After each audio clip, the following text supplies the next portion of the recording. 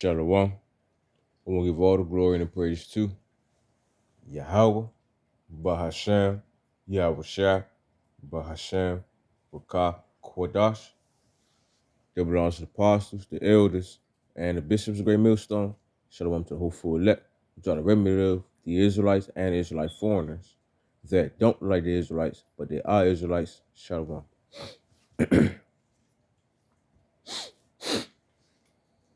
All right.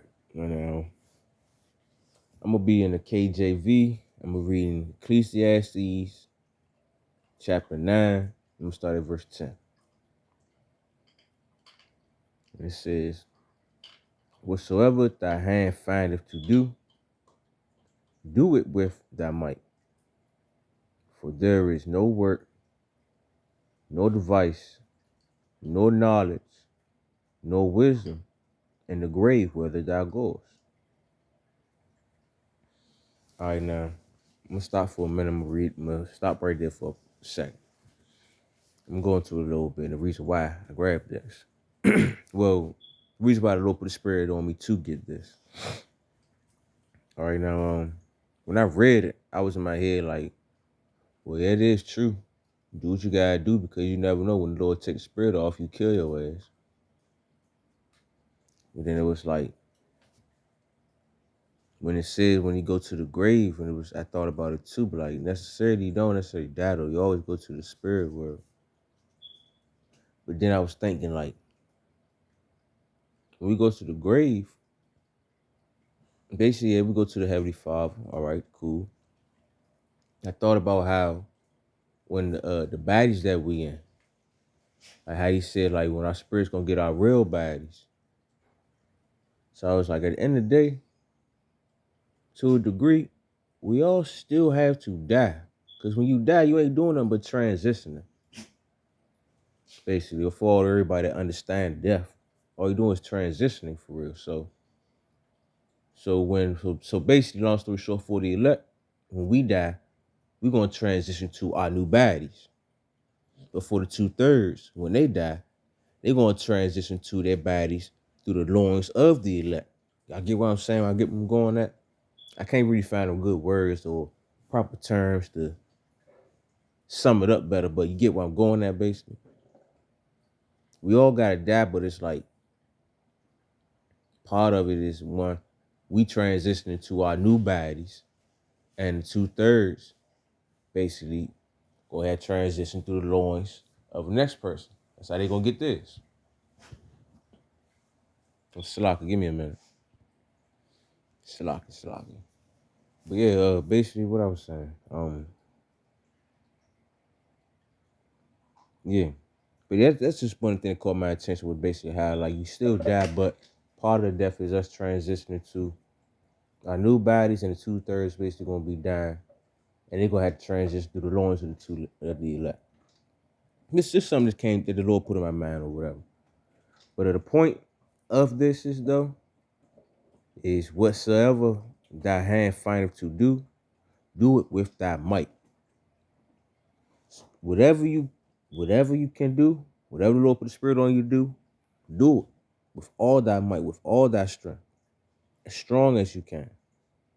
Because you never know when the Lord come or when he will take the spirit off of you. A lot of us looking forward to becoming one of the elect, looking forward to the microchip.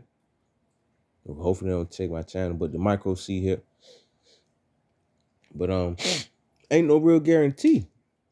So some of us might be slacking, waiting for certain things to happen, start turning up more, but nah, ain't no telling when the Lord will take when your number will be called, basically. So you gotta push forth, show forth at the end of the day. All right, now verse 11.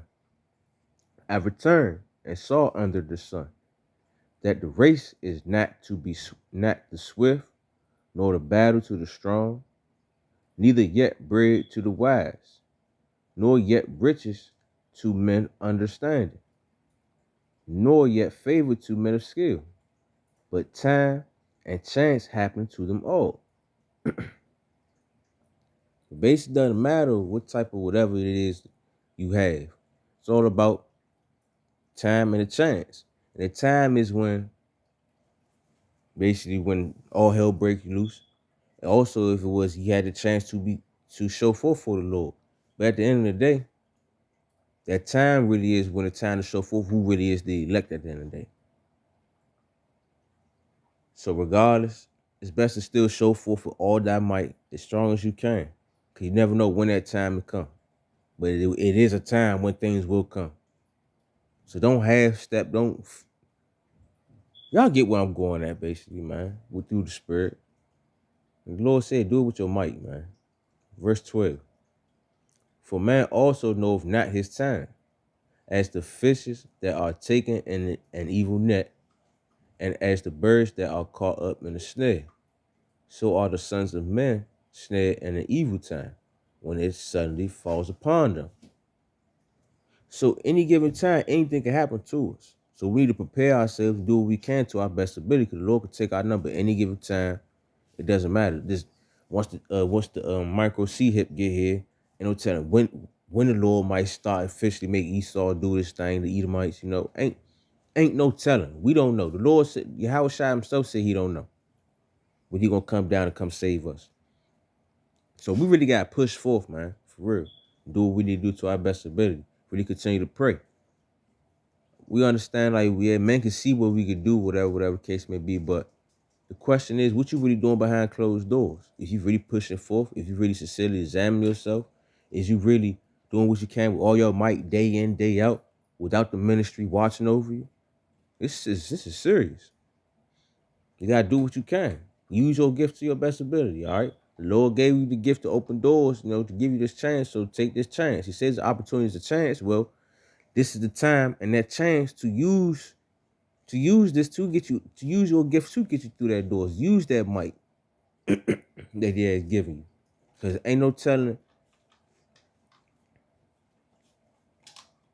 basically ain't no telling when he gonna take the spirit from you. If he take the spirit from you. Or when we gonna have to Salaki, I'm a little lost of words right now because I'm really nervous for real, man. I feel the Lord, I love the Lord, but at the same time I'm nervous because I don't know what's really in store for me.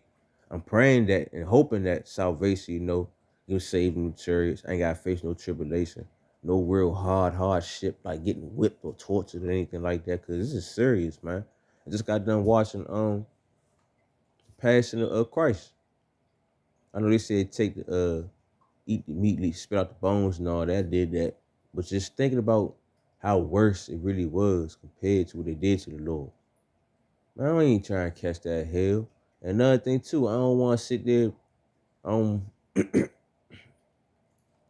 turn on the Lord, deny his name 3 times, or sit there turn him in, or like not turn him in, but like turn a brother into something. Like, y'all get what I'm saying? Or deny the Lord's name. Like, man, this is scary times, man. So that's why you need to do what you need to do, because the Lord will do whatever you can to your ass, all right, at any given time. So whenever you work for the Lord, work for the Lord. Do what you're supposed to do, because you can't do enough at the end of the day. That's why He gave us the strength to do what we can. I'm gonna get Ecclesiastes 18:22. Let nothing hinder thee to pay the vow in due time, and differ not until death to be justified. But basically don't Salaki about that. I had to pause it again. But I'm gonna read Ecclesiastes 18:22 again.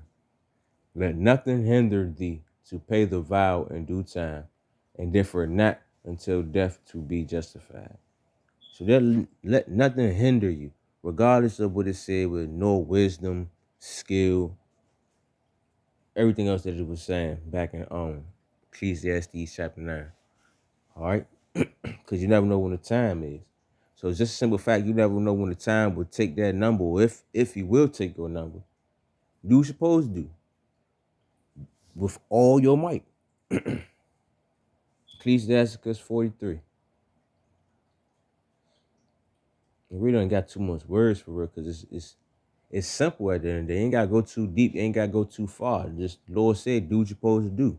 I got you. You never know when the Lord gonna come and do what he gonna do. You don't know if you're gonna get salvation. You don't know if your ass gonna get killed before everything hell break loose. Like, we don't know. So we need to do what we can to be sincere about it, all right? And that's basically glorifying the Lord. Right here, Ecclesiastes 43 and 30. When you glorify the Lord, matter of fact, I'm gonna start at 28. How shall we magnify? How shall we be able to magnify him? For he is great above all his works. The Lord is terrible and very great and marvelous in his power. All right, now the reason why I want to stop right there because we don't know when he'll take the spirit off or if he's going to take the spirit off for you. That's why it's like he's marvelous and great at the same time. All right, verse 30. This is the point for it. When you glorify the Lord, exalt him as much as ye can. For even yet will he far exceed. And when ye exalt him, put forth all your strength and be not worried, for you can never go far enough. So don't be worried. You can never go far enough. Use the strength that he given you at the end of the day. He gave us the might. He told us to do it with all our might. He gave us the gift to open doors so we can get saved. So do what you can because you never know what he got in store for you. All right, that's basically the point. So, get your asses over here. Sloppy. Damn. Hopefully it was edifying. I'm going to give all the glory and praise to Yahweh, Ba'ashem, Yahweh Shai, Ba'ashem, Rakah, Kwadash. Double honor to the apostles, the elders, and the bishops of the great millstone. Shalom to the whole full elect, which are the remedy of the Israelites and Israelite foreigners that don't like the Israelites, but they are Israelites. Shalom.